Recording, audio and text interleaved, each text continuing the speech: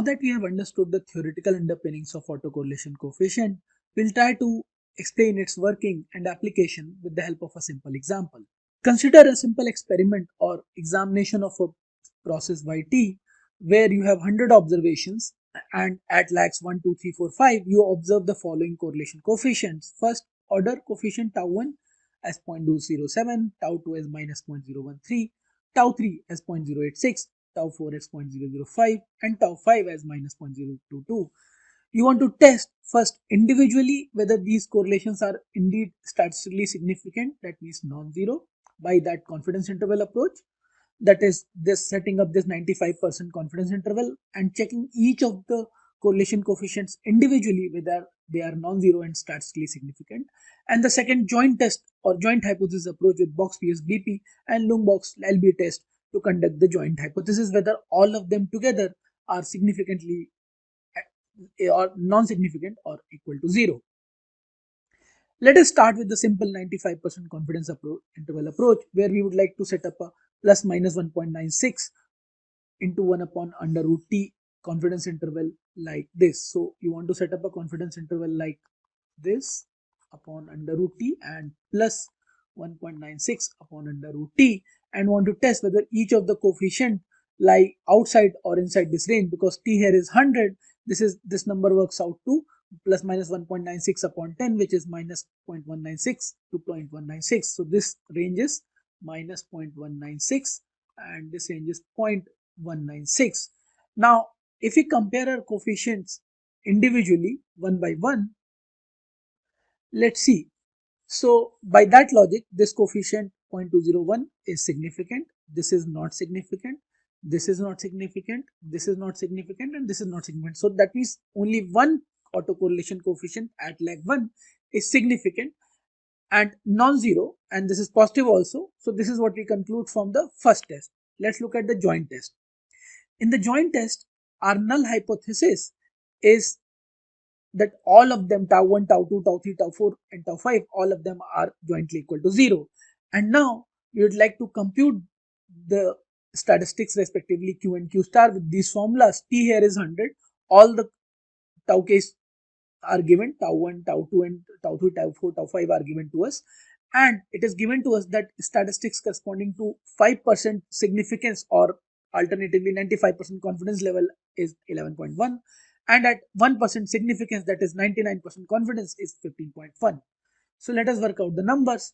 So if I compute the Box-Pierce statistic, that is t into summation of all the squares of autocorrelation coefficients, t is 100 and all the individual coefficients are shown here, their squares are added up, we get a value of 5.09. Similarly, Lung-Box or LB statistic is also given to us, which is 100 t into t plus 2 and into that formula tau k square upon k minus 1, k minus t minus 1, t minus 2 and so on up till t minus k works out to 5.26. Now if you recall our statistics at 5% and 1% level, none of them are significant. That means whether I compare with 5% or 1%, both the statistics are insignificant. What do we conclude here?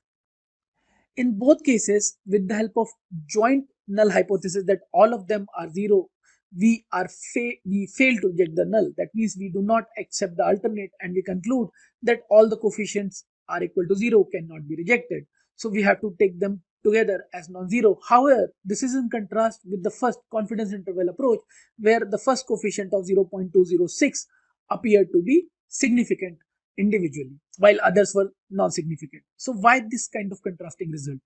So to summarize or conclude, here what is happening is that at lag 1 the coefficient is pretty large, it's 0.206, which is significantly different from 0. However, when we conduct the joint hypothesis, that means all of them, whether all of them are equal to 0, given the small magnitude of these tests, that for example tau2, tau3 and so on, these are so small that the overall power of joint test is decreased because of the smaller coefficient and they go in favor of null. I repeat, because of the small magnitude of these coefficient, the overall power of test is pretty low and we have to conclude when we conduct the joint hypothesis, we have to go ahead with the null that all of them are together equal to 0. But when we examine them individually, clearly the first lag autocorrelation coefficient is pretty large, and we have to conclude that this process has a significant first order autocorrelation. So for example, if you try to put this process on some kind of AR process, it will be an AR1 process. It will be an AR1 process with this kind of structure into yt minus 1 plus our error term. Now here mu is almost 0. We'll consider mu to be 0, and this kind of process will appear. Mu t is this is error term, which is generally a white noise process. So you can consider this error term, and the process will appear like this. In this video, we'll introduce autocorrelation function and partial autocorrelation function and understand them with the help of AR process and how to differentiate AR process with the help of ACF and PACF diagrams. To begin with, we have already understood that autocorrelation function or correlogram is a plot of these autocorrelations across different lags starting from 0, 1, 2 and so on, and that this autocorrelation function at lag 0 takes a value 1, and then subsequent lags it takes different values.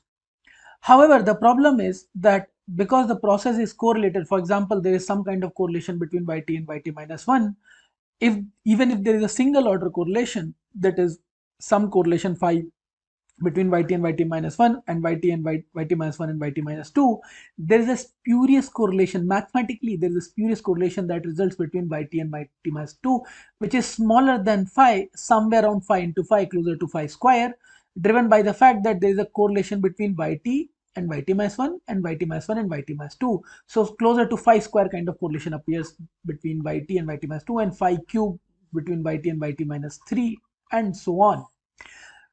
And therefore, if I want to know the exact autocorrelation structure, I need to go with something called PACF, partial autocorrelation function, which accounts or sort of accounts for this spurious autocorrelation and gives me a pure correlation, pure autocorrelation across different terms, let's say phi t to yt minus 2 or yt to yt minus 3. Now, how does an AR process figure on these ACF and PACF grams?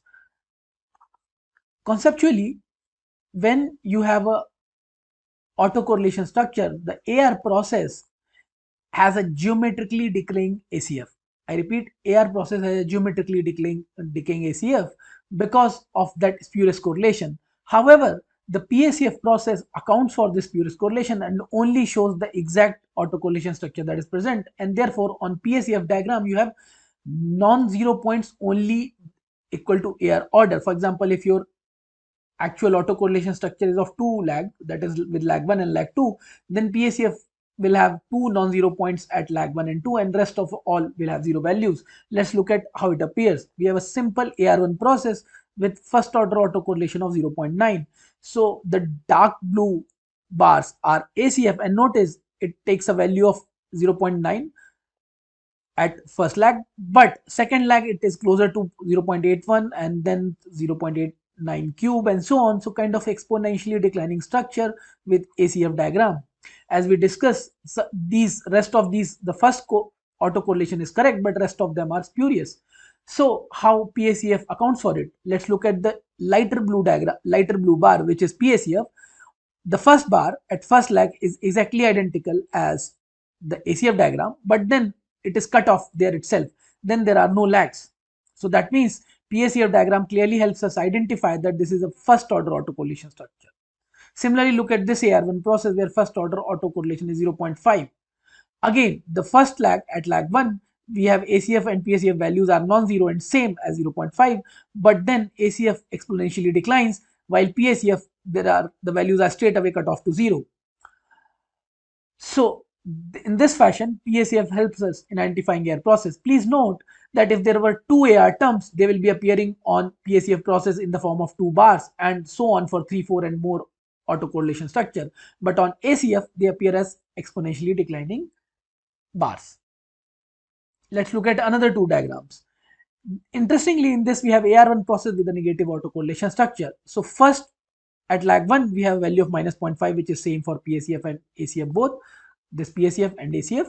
However, after that, you would notice that it takes minus 0.5 to the power 2, which is close to 0.25, and therefore magnitude exponentially declining, but sign is continuously changing with the power of minus 0.5 to the power n, depending upon n first, 1, 2, 3 and so on.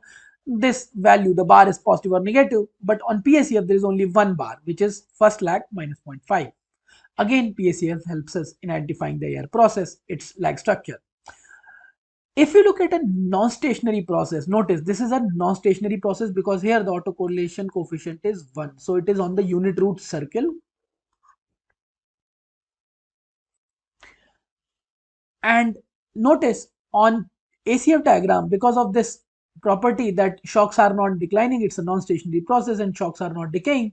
On ACF diagram, we have continuously all the bars at 1, including 1, 2, 3 and all the subsequent lags. However, again on PACF, the bar is only non-zero and takes a value of 1 at first lag and then it is cut off. So this identifies the process non-stationary because now the ACF bars are non-declining, they are constant, which shows non-decay. There is no decay of shock, which is sort of indication of a non-stationary process. But PACF, again, we can identify that non-stationarity appears at first lag with the order of 1. So to conclude and summarize, in this video we saw how with the help of ACF and PACF process we can identify AR process. So when we look at AR process, its ACF is geometrically declining for a stationary process and PACF has exactly non-zero lags which are same as the order of the process, AR process. In this video, we'll introduce another very important class of time series processes called moving average processes or MA processes. This form that in ARIMA model, that MA component, moving average process, a very important component of ARIMA model. Let us introduce the model and concept behind the MA process.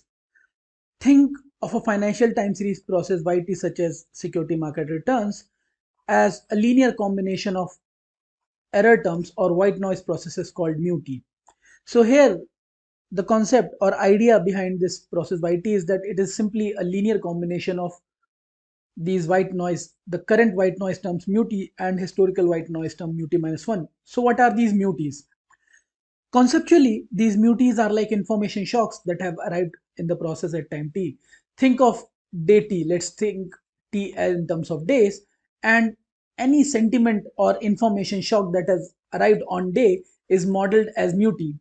Now, a white noise process mu-t with a sort of zero mean, that is expected value of mu-t as 0, and a constant variance sigma square, the variance of mu-t as sigma square, are employed to model this mu-t term. Generally, it is believed that information that is arriving has no connection with its own self previously or historically. For example, the information that has arrived today probably may have no relation with information that has arrived tomorrow or yesterday. That is one assumption which leads us to employ white noise processes, a very important assumption. And second, we also assume there is no discernible structure. So the correlation terms across mu-t's, mu-t minus 1 and so on up till mu-t minus k, there is no discernible autocorrelation structure, and that leads us to model this mu-t process simply with the white noise as a white noise process. Now please note, while we are assuming as it as a white noise process, in financial and economic terms, this mu-t for us is some kind of information shock that has arrived on date t, and we tend to assume it to be a closer associate of a white noise process.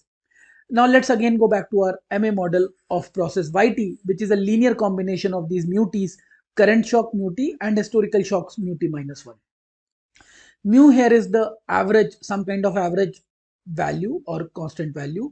For practical modeling purposes, later on we'll consider this mu as 0. So this constant term is 0.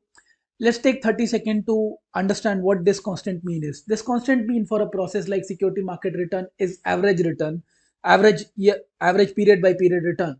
Now, if you're talking about financial market and a stock gives you a fixed abnormal extra average period by period returns, that sort of violates the concept of market efficiency, and therefore for all practical purposes this number should be very close, insignificantly different from 0, and therefore we may take it as 0, and that will help us ease the mathematical modeling part of the process as well. So let's begin this assumption that this mu is very close to 0 and all we are interested in is modeling these current and historical shocks or white noise processes mu-t, mu-t minus 1 and so on, and theta 1, theta 2, these thetas being the correlate sort of coefficients of these shocks. Now we can again put it in a sigma in a more compact manner with the help of lag operator. What is the lag operator here? So again, as we discussed, a lag operator, something Li of yt process is nothing but yt minus I at ith lag. So if I'm writing Li of mu t, it is like mu t minus I. So this is often referred to as either lag operator or backshift operator. So we can start from this notation to a more compact sigma notation like this, where sigma equal to 1 to q theta I into mu ti minus 1, where I runs from 1 to q, and later on we can apply a lag operator, a lag function of theta, like theta L mu t, where theta L is nothing but 1 plus theta 1 L for plus theta 2 L square and so on up till theta q L q. Now these algebraically, this polynomial, this can be considered as a polynomial. For example, second lag L2 with Volt's theorem can be taken as L square, and we'll make use of it algebraically. And please recall, in our previous videos, we said for AR process, this was characteristic equation for the AR process. In that case, here we'll consider it as a characteristic equation of moving average process. Last, another very important point, while modeling this, we have taken mu t's to be white noise IID terms that are distributed with a zero mean and constant variance. For ease of modeling, we take the distribution at which they are distributed as normal. So this IID, or independently identically distributed mu t's, are taken as normally distributed. And to summarize, a moving average model is simply a linear combination of these white noise mu t's processes of at current time and historical times. Once we have finalized these assumptions about the MA process, we can derive certain useful results. So look at this mu t process or time series MA q order process. So these mu t's run up till time like q. This is considered as an MA process of order q.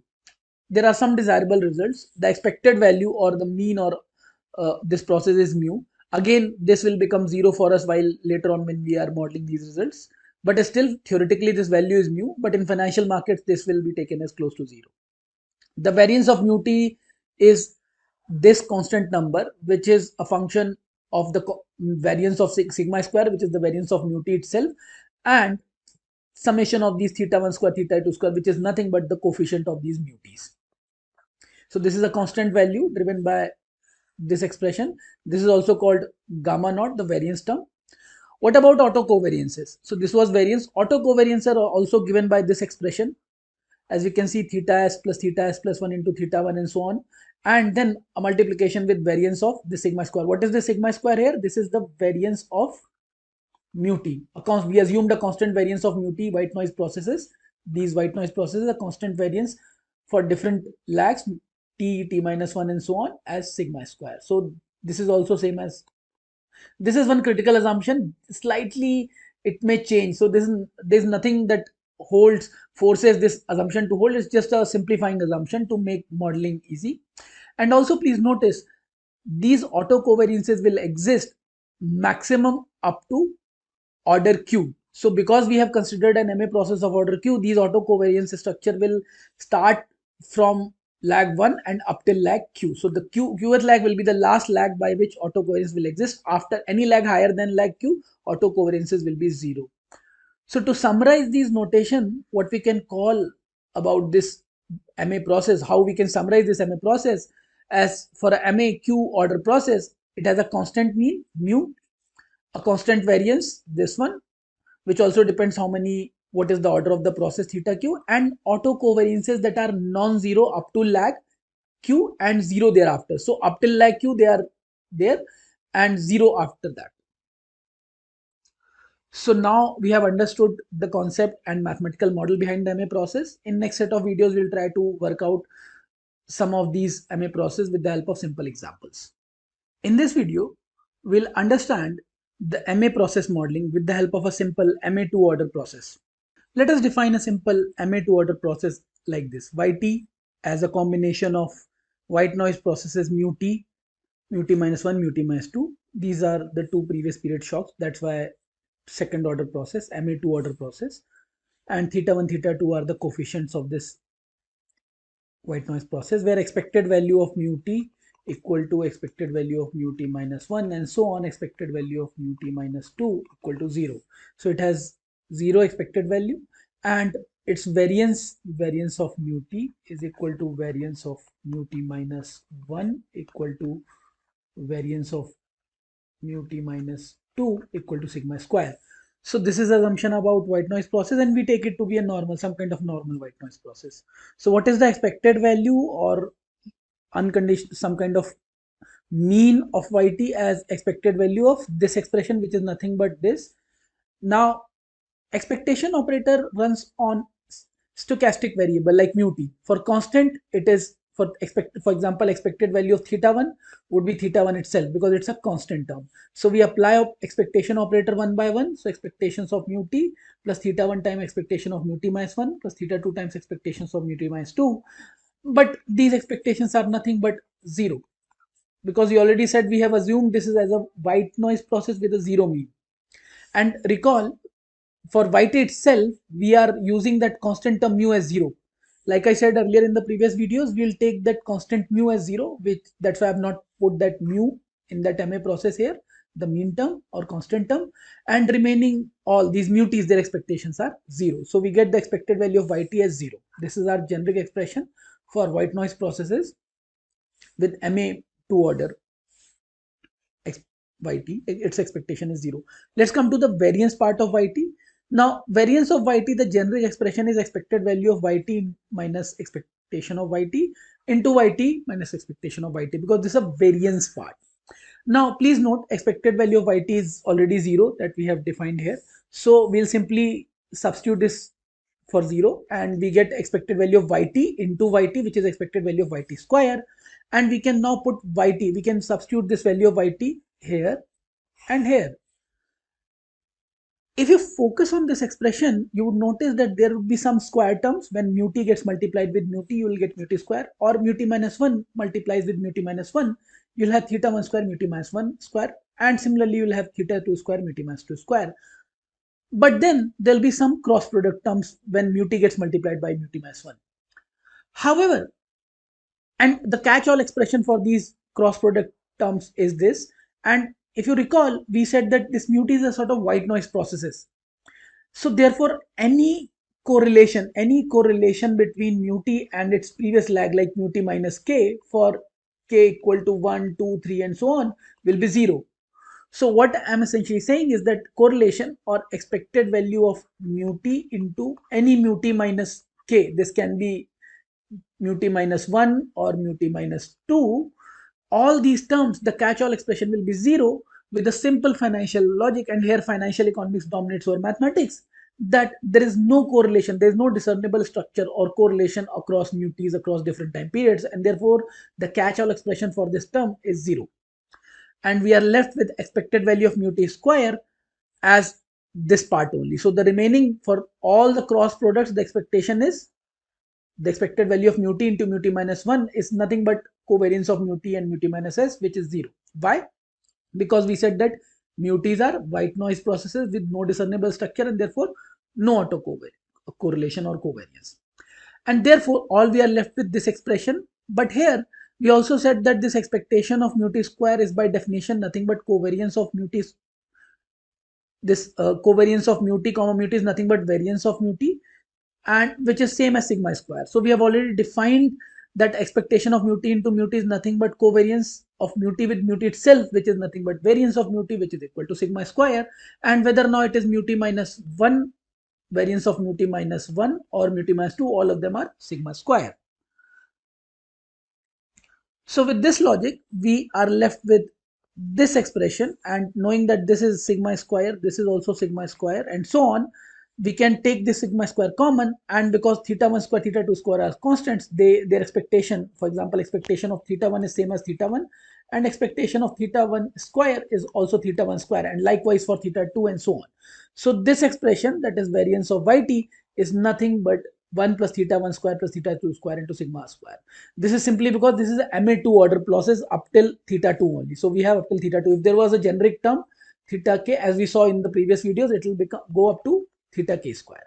So now we have obtained the expressions for expected value of yt, which is 0, with the assumption that this process yt itself has no constant mu term, which we assume to be 0. and therefore our modeling part has become much easier with the expected value of this MA2 order process as 0. First very important result, and second very important result, the variance of this process is 1 plus theta 1 square plus theta 2 square into sigma square. So the variance term is also dependent on these coefficients theta 1 theta 2 and the variance of this white noise process mu t, which is sigma square. So now that we have understood the variance and expected value of this MA2 order process, in the next video we'll look at its autocovariance. In this video, we'll try to understand the autocorrelation structure of MA2 process. Recall, in the previous video, we have tried to compute the variance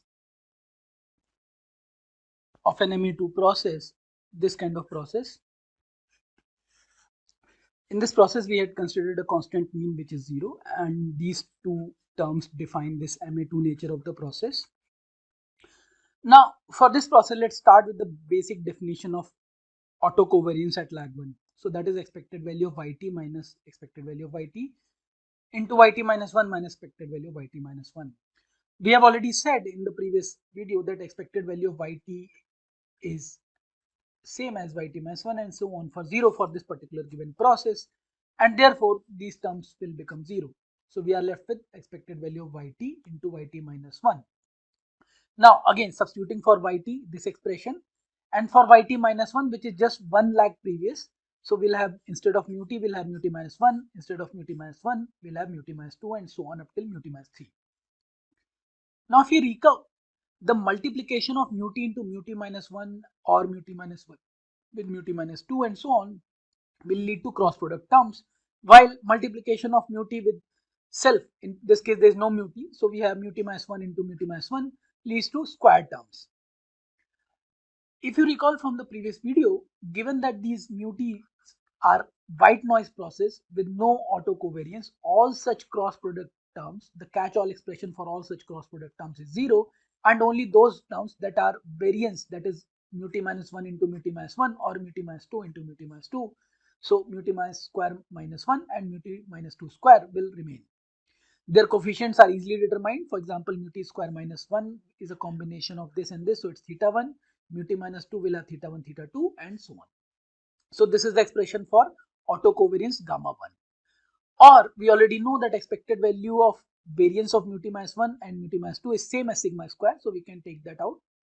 So this is the expression for autocovariance at level 1.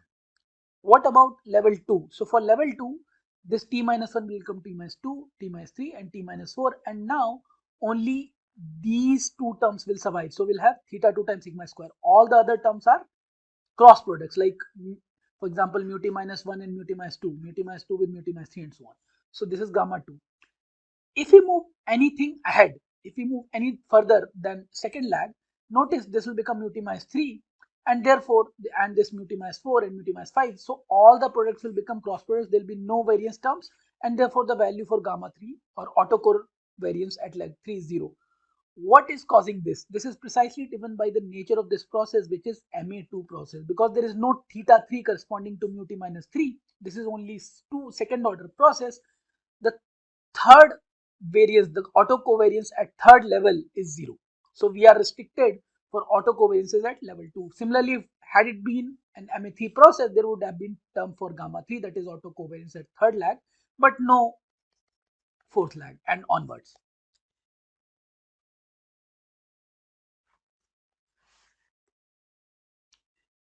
In the next step, we'll compute the autocorrelation function ACF or taus. So these tau i's are nothing but autocovariances divided by variance terms. Variance terms we have already calculated in the previous expression as this. For this process, this was our variance term. So let's start with tau naught. Tau naught, as we already know, is nothing but gamma naught divided by gamma naught, that is variance divided by variance, and it is 1. So irrespective of the process, this will always be 1. But what about tau 1? Tau 1 is gamma 1, which is autocovariance at lag 1, which we have computed in the previous slide like this, and gamma naught we have already computed in the previous video like this. So this will cancel each other out, and we are left with this, which is tau 1. Similarly, I can calculate tau 2, which is gamma s upon gamma naught, which is this expression. There is no tau 3. Tau 3 is equal to 0 because this was MA2 process, and any further correlations would be 0. So to summarize, in this video we understood how to compute autocovariance, and with those autocovariances dividing them by variances, how to compute autocorrelation functions tau naught, tau 1, tau 2 for this MA2 process. We also noted because this was MA2 process, any higher order autocorrelations and covariances would be 0 because the process is restricted to second order lag of mu-t's. In this video, we'll try to understand the autocorrelation function and partial autocorrelation function, that is ACF-PACF plots for an MA process and differentiate it with AR process. To begin with, recall in the previous video, we said that MA process has an autocorrelation function or ACF, which is exactly the number of autocorrelations or the number of white noise terms, the order of MA process, which is same as order of MA process. So the number of autocorrelation terms tau i's will be significant, which is equal to exactly the MA order. In the previous case, it was second order process, so we had autocorrelation functions tau i's significant up to second order. So that clearly explains that when we'll examine the ACF, it will be the number of ACF or autocorrelations will be same as MA order. But what about PACF? Without going into the mathematical proof, theory suggests that an MA process can be transformed into infinite order AR process. I repeat, an MA process can be transformed into an infinite order AR process, and therefore when it is examined on the PACF plot, there will be infinite number of correlations for an MA process, and therefore when we examine ACF for the MA process, for example, look at this MA process, which is a simple first order MA process with the coefficient as minus 0.5 for the white noise mu-t minus 1. So if you look at ACF, which is in dark blue, it is cutting off at the first level itself. Only there is one bar, which indicates that this is a first order MA1 process. However, if you look at PACF, their magnitude is exponentially declining. So the magnitude of PACF is exponentially declining through a reasonable number of large terms. So it's like exponentially declining. Similarly, if you look at this MA2 process where one term is positive and another is negative, 0.5 and minus 0.5, we look at the dark blue has two specific, the ACF has specific 2 bars, while again the magnitude of PACF is exponentially declining in terms of graph, positive negative, which reflects this kind of structure, positive negative, but in terms of magnitude, the magnitude is exponentially declining. So this is how we interpret the ACF and PACF plots for MA process. If to summarize, if we contrast these ACF, PACF with the AR process, recall for AR process, the ACF diagram was exponentially declining while PACF was exactly cutting off at the number of bars same as AR order of the process, ARQ then order Q. In contrast, for MA process, the number of ACF bars are exactly limited to MA order. So if it is MA P order process, the number of bars in a ACF diagram will be P. However, if you look at the PACF plots, they will be exponentially declining in terms of magnitude because, like I said, an MA process can be converted into infinite AR process, and PACF will represent that characteristic that the number of lags will be exponentially declining.